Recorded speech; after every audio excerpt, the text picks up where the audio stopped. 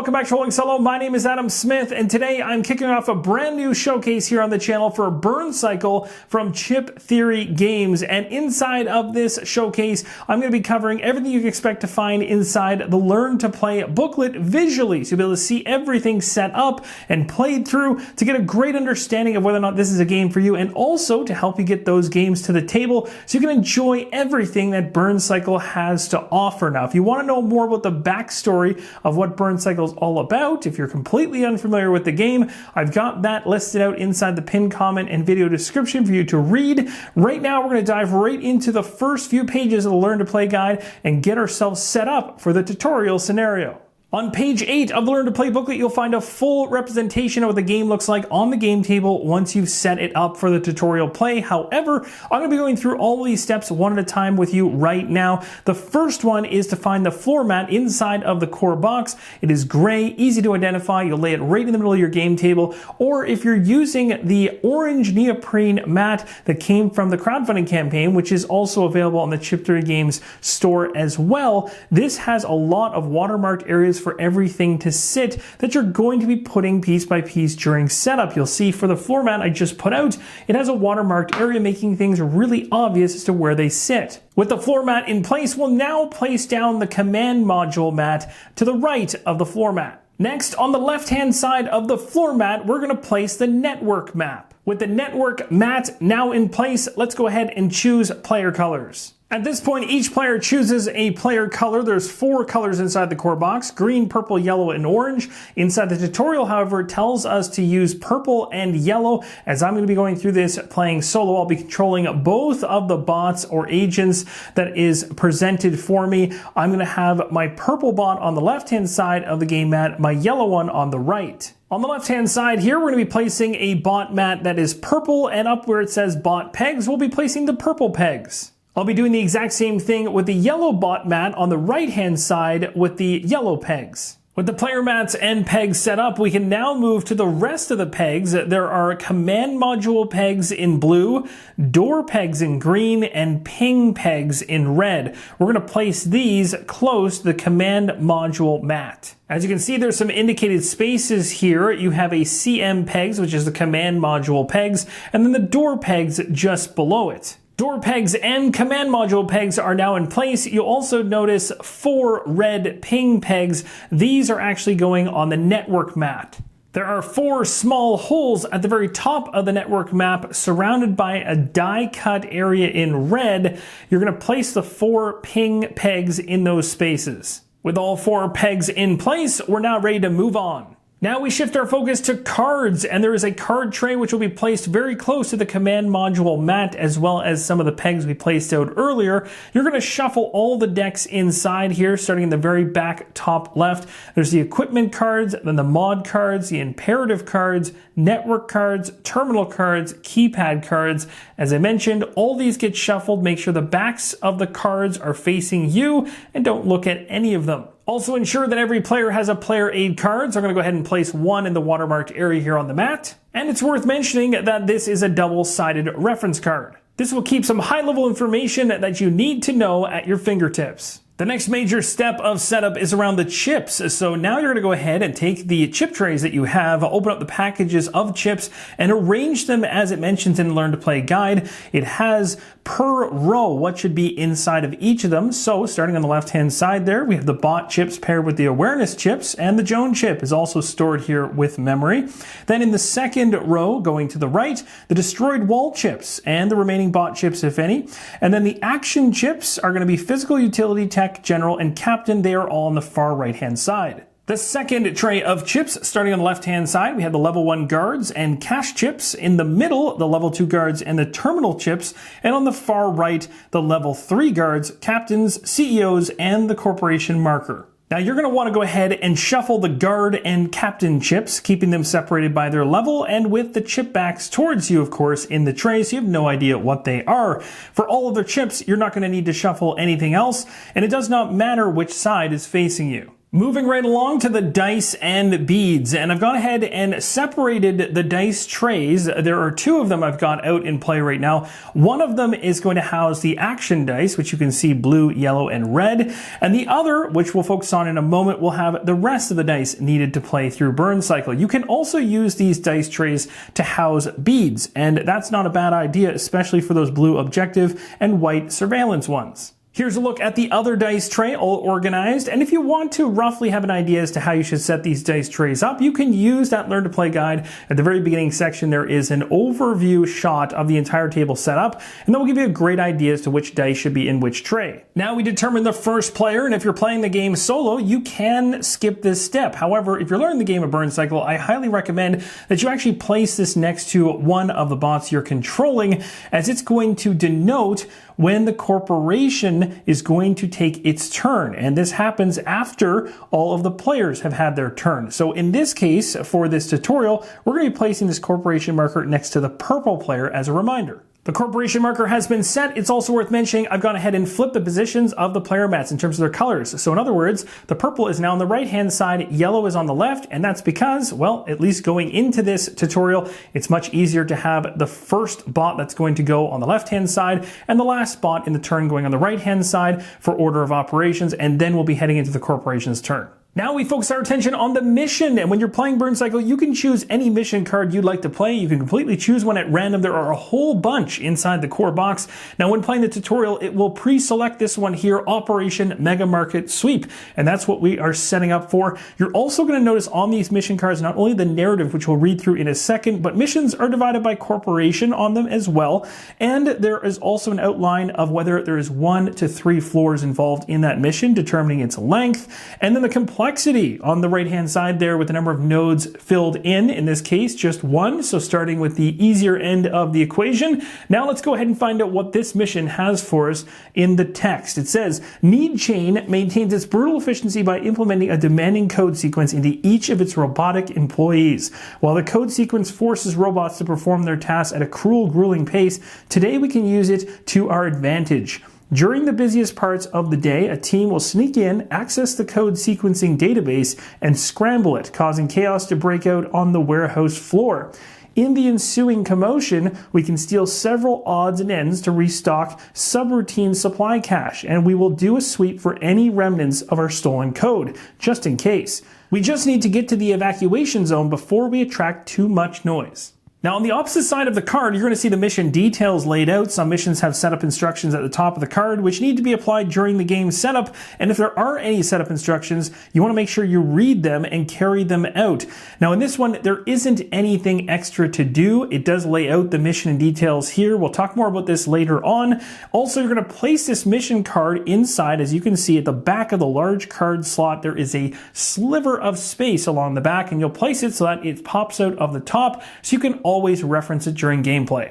The Learn to Play guide mentions that they've selected this one on purpose as the mission is straightforward, and you'll see floor icons on the left-hand side by each number. You'll see 1, 2, and 3, and they have a level or platform in red icon, which will let you know which level those mission details relate to. So the only one we really need to care about right now is Don't Quota Me, but you're also going to want to keep an eye on upcoming objectives from the other levels, as you're going to want to build a strategy to be able to pull off all of these in order to win. Something else worth noting is right there in the smallest of text next to each mission detail. So let's say you're looking at the Don't Quota Me section. There is 2 lines underneath. On the far left-hand side in very, very small print, you're going to see a 1+ or a 3+. It's going to let you know how many bots are in play is based on which mission details you need to succeed at for the given floor. So in this case, we are at 2 and under, so we're only going to have to worry about that top line, which means we need to access a terminal. One bot needs to access a terminal in order to complete the first floor. And if we do this successfully, on the far right-hand side, across the row where it says Don't Quota Me, you'll see it says 3. It's next to a power icon, so we would gain 3 power as a reward for completing that floor. Now we focus our attention on the difficulty in the game, which comes from the threat cards. We determine this by choosing which side of the threat card we want to use, and it relates back to the corporation we're playing against. So we're going up against Need Chain, Silicon Mountain. You'll see in the bottom right-hand corner, it says Standard in small text. If we flip this thing over to the other side, it will say Simplified, as there's a simplified version in terms of difficulty. Now, if you want to play at an even higher difficulty than the norm, which would be Standard, Simplified obviously being the easier of the ventures, the seasoned level, it follows the exact same rules as the standard difficulty, but in addition, the threat advances by 1 each time a bot becomes detected if its awareness chip is not already in play. So you're going to stay on the standard side, but make things even tougher for yourself if you are a seasoned veteran of Burncycle. But for this tutorial, we're sticking with the standard difficulty and the way it plays normally. Now we're going to take a look at the network map, as we need to fill this out based on the corporation we're going up against. So the mission determines the corporation, as you saw earlier, and it is Need Chain. So we're going to be placing the corporation's CEO chip picture side up in the center of the network. Out of the CEO chips, if you're confused as to which one to use, the icon of the corporation is on the chip itself down at the very bottom there. And it's also not only on the threat card, but also on the mission card, so it all ties in. Next, we're going to place the red CEO network level die set to 1 on the die side in the slot that is at the very top of the network map, where the ping pegs should already be sitting around it. We'll place that in there, and we're also going to set up the network level dies at 1 for each of the bot characters we're controlling. Now, when you begin to place out the network level die for each of the players, based on their player color, of course, the first one being yellow in this case, you're going to start in the upper right-hand corner and work around clockwise, filling them in. With all the network dice on the network map as they're supposed to be, we're now going to go ahead and grab the IP pegs, 1 for each of the player colors, and place them right next to their network dies. When all is said and done, this is what it should look like for the tutorial setup. Don't forget to place 2 red beads at the top of the threat card. You'll be using one of the beads along the number track to indicate the current threat level throughout the game, and the other bead on the right side of the threat card to indicate the highest event or escalation your threat has reached so far in the game. Next up is the captain, which you're going to set up quite easily by choosing one at random from your chip tray, and when flipping it over, you'll see what you got. Then you're going to find the reference card that matches that chip. In this case, for the tutorial, it specifically mentions this captain to use, so I've grabbed the chip and the reference card, and that reference card is going to go in that back slot of the card tray where the mission card went earlier. The captain chip can just be put off to the side for now. Just before you place that captain card in the tray, it might be worth flipping it over, have a look at the narrative text to get an idea as to what this captain is all about. Now, the captain unit chip that I mentioned earlier can go right back into your chip tray, and now you've got your reference card for the captain inside of the card tray. At this point, we can move on to the floor plan and setting it up. To determine which floor you're going to be setting up to begin your mission, you'll take a look at that mission details card, and as I mentioned earlier for the Don't Quota Me, it says we're going to be starting at floor 1. We're now going to go into the booklet, the floor plan booklet, which is going to specify exactly what to do stepwise to set up that first floor. When you open up the floor plan booklet for the very first time, you're going to run right into the setup you need to follow for the tutorial, which is for the Need Chain Silicon Mountain Corporation. It says floor 1 up there in the top right, letting you know this is exactly the setup you need to pay attention to. At this point, we need to get the neoprene mats for the different rooms and areas inside this floor. At this point, I'm going to now place all the rooms and areas on the floor. And just like that, the entire floor plan has been laid out as it mentions in the floor plan booklet. We've got ourselves a lobby, a restroom, a security room, equipment, utility, service elevator up there on the right, and at the top right, we have a storage area. The bottom right, the biggest room of all of them, the assembly room. While looking at the floor plan booklet, it is going to identify how many of each type of chip you need to have in order to set up that particular layout. You're going to take, in this case, 7 terminal chips, and you're going to find all the icons that have terminals in the game, which currently look like this. This one might be a bad example as it blends in quite nicely, but they're in multiple locations around the game board, and you're going to place one of those terminal chips, making sure it's on the terminal side in every single one of those spots. And if you remember our mission for this first floor, one of the things we need to do to succeed at it is to access a terminal. Well, we've just found out where all the terminals are. Very similar to the terminal chips, you're going to want to make sure when you grab the 6 cache chips to place into play, matching those icons exactly and making sure the chips are on the right side facing up, you'll place them in all the areas that have a cache icon. So you can see down here, there is an example of one, placing it on top to match. Make sure it's not on the opposite side. There are differences between the top and bottom side of these chips as well as the terminal chips, so make sure they're on the right side for all those icons. Next up, we're going to place surveillance beads. These are easy to place. You're going to place them in every single room that has a surveillance die indicated in the info bar on the side of each of the rooms. And you'll find that info bar where it usually displays the text or the name of the room. You'll see a white die symbol. Usually it's just one, but some of these map tiles actually have more than one white die or white surveillance die present. For instance, the security room has 2. Don't be caught up in the number of them. That does not determine how many of these surveillance beads are placed. Just if there are any icons whatsoever that are white die icons in this info bar, place 1 surveillance bead in that room and you're all good to go. So taking a look at the entire floor plan, which rooms or areas did not get a surveillance bead? Well, in this case, the equipment room didn't. As you can see in the info bar, there's no white surveillance die. So if you're in there, no surveillance is going to be a part of the equation. Same with the elevator. But every other room or area on the floor plan gets one of those beads. So just to give you an idea as to the legend I was following inside the floor plan booklet, you'll see it tells you how many terminal chips, how many cache chips. It also talks about all the different rooms you're trying to pull out of the box in order to create the floor plan. We've done all this now. The only thing we have left to do here is the mandatory guards. It says here we need one of them. Security is where it's going.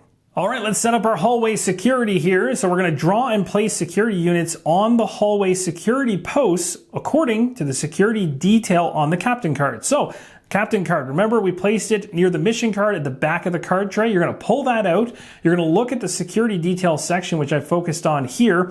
At the very bottom of the card, you'll see it's row by row based on the floor level. We're on floor level 1. So we're looking at the top row and we're looking at column number 1 to start us off. And that's going to tell us we're pulling one of the guards at the 1 level, but also inside that icon, you'll notice a key icon, which means that guard is coming with a key as well. So a key chip will be placed underneath of that guard when it goes to its post. And you'll see there is no guard for position 2, and there is a guard, a 1-level guard at position or post 3.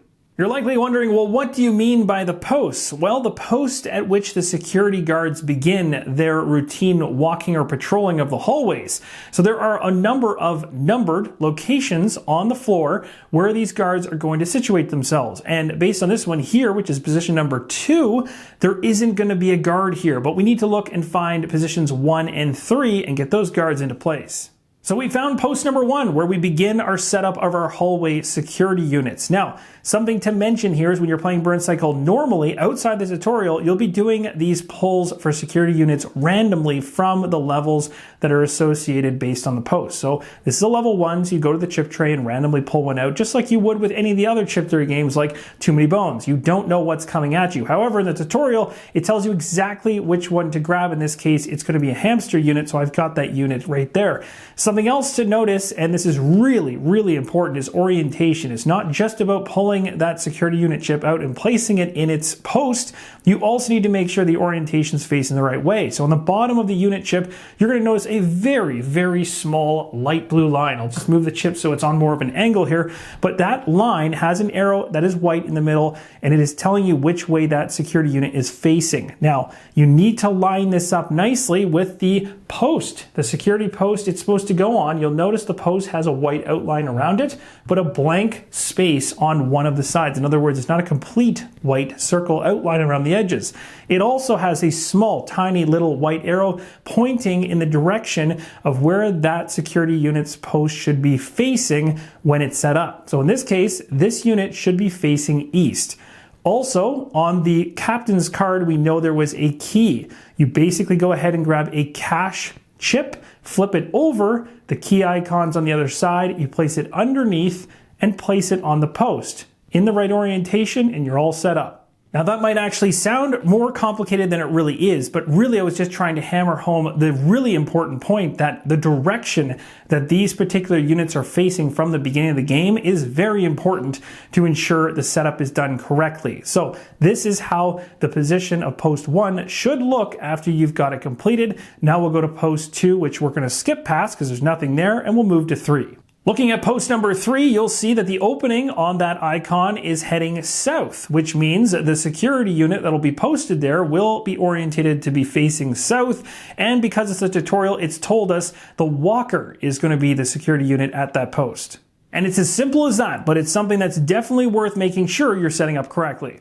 Burncycle doesn't just focus on security units in the hallway. They can also be inside of areas and rooms within the floor as well. And the legend of the setup that we looked at earlier mentions a mandatory guards going into this specific icon, which is a shield icon with a little star, it looks like, in the middle. And it says ×1, so there's just one security unit going to that location. And it mentions that that security unit is going to the security, as it mentions in brackets here, room. So that is going to be this room right here. And if you take a look at the icons in there, there's one here without a star in the middle and one with a star. So this is where a security guard is going to be placed. And again, the tutorial is going to cause us to pick one that's been chosen. But again, normally that would be random. You'll also notice in a bunch of other rooms, there's tons of these icons all over the place. And again, as you play through more and more scenarios, they'll make use of them in different ways, but always reference back to the floor plan guide as to how those units are set up. The tutorial tells us to pull a level 1 bulldog unit and place it with its orientation facing this way, towards the wall, like it's sitting at the desk, essentially inside that security post. So that is the only security unit we need to place inside of a room based on that floor plan booklet. So now we can move to an entire new step. Now we're going to set up the agents. We have the player mats here, yellow on the left, purple on the right. The yellow mat is going to be used by Bite, and the purple is going to be used by Access. Make sure when you slide your agent card underneath the player mat that you have the agent side up. That'll be the side that actually corresponds to all the iconography around the game board, plus lines up with the different pre-cut nodes around for all the abilities that that agent has. You're also going to want to grab the awareness chip as well as the agent chip. Those are going to be used with the base game, and they're going to be used in every game. But this right here is an additional add-on. This is a brass mag miniature. It is magnetic, so it literally will clip onto the chips themselves to kind of give you a miniature-esque style view of the floor as you move around it, which is pretty cool. They simply just connect to the chip themselves. You can place them where they want, and whenever you move the chip, it goes with it. And on the right-hand side, I've also gone and grabbed the agent card for Access, as well as the awareness chip and the chip for the agent, plus the brass mag miniature that is connected. Now, it is worth mentioning that when you play Burncycle outside the tutorial, all players can go through the bot cards looking at their agent side and freely choose which agent they want to play. So you're not stuck to playing specific agents and specific missions. You literally can pick your favorite or try new ones you haven't tried that often. But for the tutorial's sake, everything is preset. Now we set up the command module mat, and this is really easy when you're playing solo because you have nobody else you need to ping thoughts back and forth with. You literally get to choose any one of the remaining bots to act as your command module for the mission. Now for the tutorial, it is preset to being Bit, and Bit is going to be set up in just a moment. Bit's reference card has now been slid underneath of the command module map, and you'll see it's on the opposite side from the agent side, so it has a completely different layout. I've also got the awareness chip. I've got Bit's chip representing Bit itself, as well as the brass meg, again, an optional thing to pick up if you want on the side. Not required for gameplay, not part of the core box, but it definitely pops on the table. Next, you're going to take a look at that reference card. You're going to notice that there's some icons along the bottom, and some of them are green. These correspond to the Burncycle slots below on the neoprene mat. So for the 2 green circles we're seeing on the reference card, the first and second Burncycle slots are open. We're going to place pegs above them to indicate this. With the pegs in place, we're now going to turn our attention to the power area of the command module mat. You'll see in the top right-hand corner of the mat, there is a power area with a bunch of pre-cut areas for pegs to reside. Now you'll see on the reference card for Bit, in the top right-hand corner, it shows a power symbol with a 6 beside it. That is how much power should be on the command module mat right now. So we're going to take a peg and indicate that. All the components for the command module mat are now in place, and again, it's worth mentioning that Bit actually is one of those characters that actually has other components. It has a die that you use when Bit is an agent. However, remember, as I mentioned just moments ago, when a particular bot is used in the command module, instead of being set up as an agent like the yellow and purple players we've already set up, then you do not use any additional components, so don't get tripped up on that.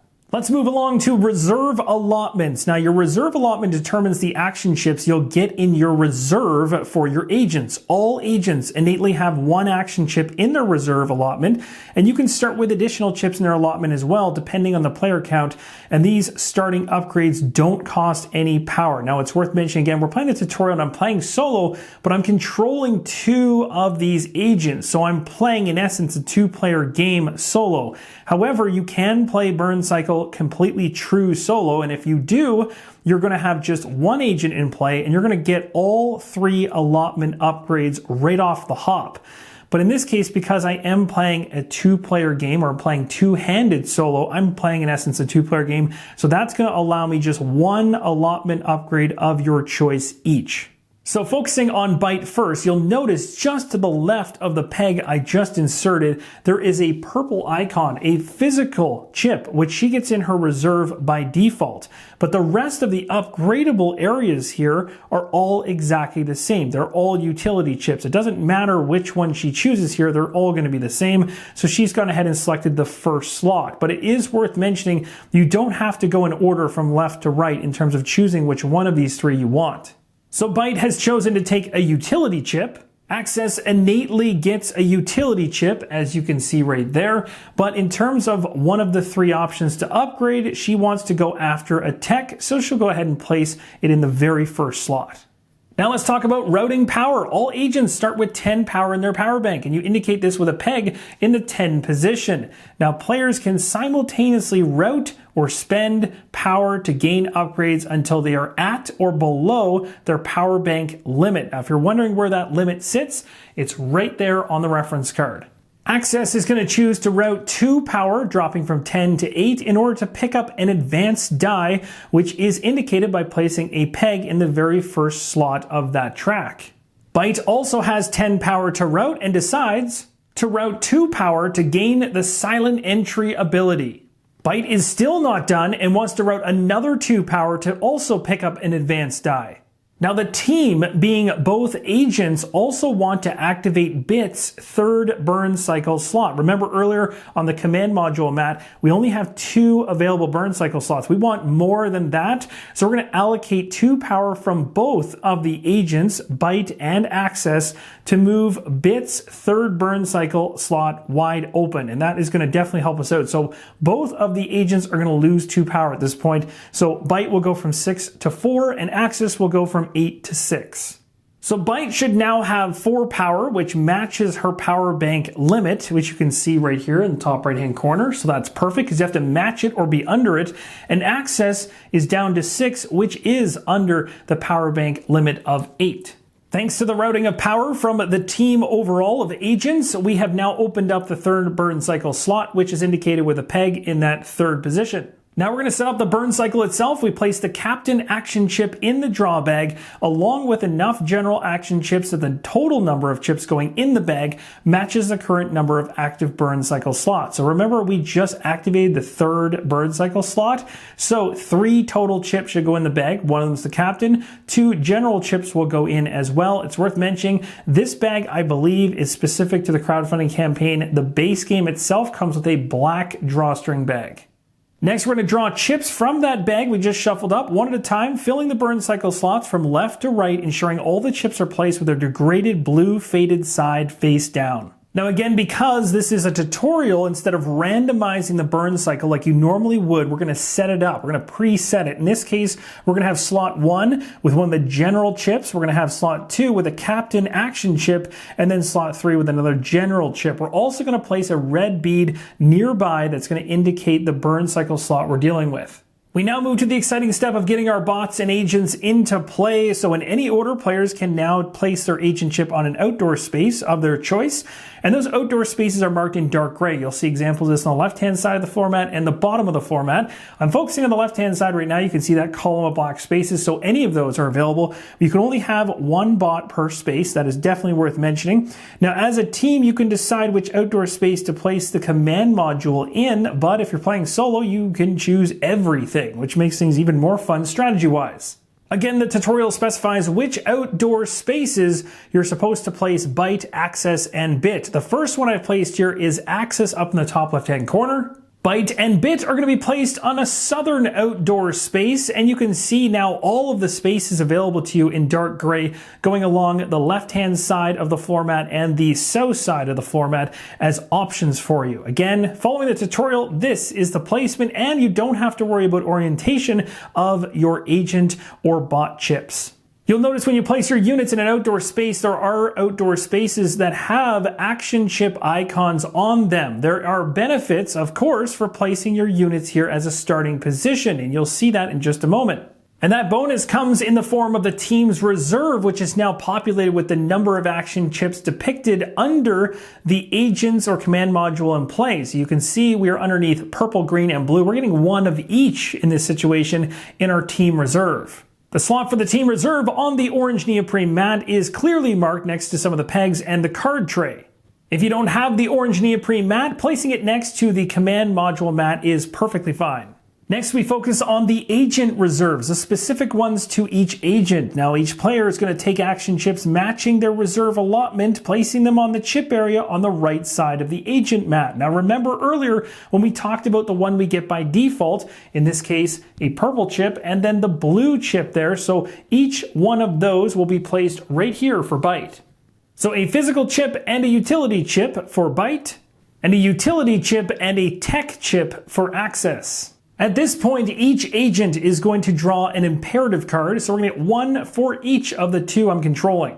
Normally, you'd randomly draw one of these imperative cards and place it in front of your agents. However, with the tutorial, they specifically mention the two that should go in play at this time. The remote jammer is one of them, and that will be allocated to byte. The other is called troll sequence, and that will be given to access.